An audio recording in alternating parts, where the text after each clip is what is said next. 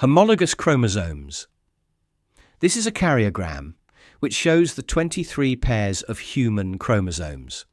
If we take a pair and zoom in, you will see that each chromosome consists of a pair of sister chromatids. You do not need to be too bothered by this term, but it is good to know that both sister chromatids that make up one chromosome are identical. One is a duplicate of the other. This ensures that when a cell divides for growth, the resulting cells will receive identical genetic material. Besides the sex chromosomes, X and Y, each of these pairs of chromosomes is roughly the same length and contains the same genes. These pairs are known as homologous chromosomes. Each is inherited from one parent. While they may have the same genes, the versions of those genes may differ, and we term them as alleles. Alleles are different forms of the same gene that occupy the corresponding position on homologous chromosomes. A different form simply means that the sequence of bases is slightly different. This difference can arise due to DNA mutations, which affect the mRNA and the resulting protein.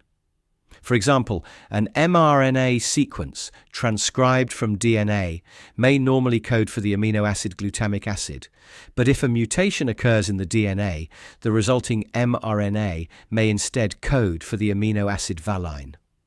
This change alters the structure of the protein. In this example, the normal amino acid sequence results in soluble hemoglobin, while the mutated hemoglobin becomes insoluble, affecting its function and impacting red blood cells. Thus, when a different amino acid is added to a polypeptide chain, it can cause the protein to lose its function, alter its efficiency, or result in a protein with a new function. Alleles classified as dominant alleles are usually represented by capital letters, while recessive alleles are usually represented by lowercase letters.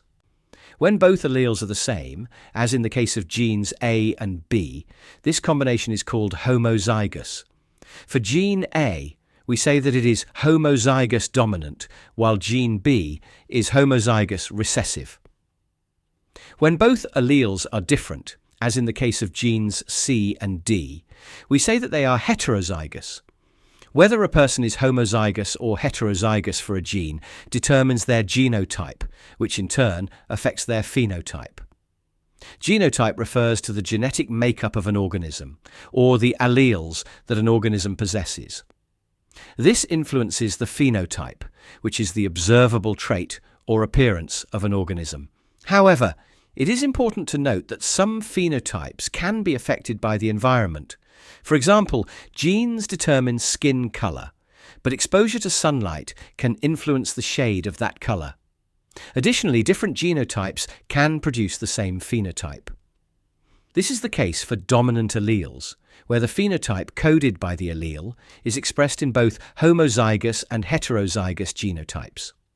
For example, in the case of the gene for double eyelids, both a homozygous dominant individual and a heterozygous individual will have double eyelids.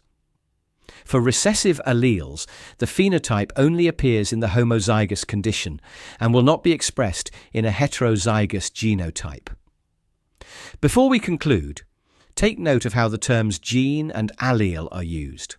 A gene refers to a sequence of DNA that codes for a particular characteristic.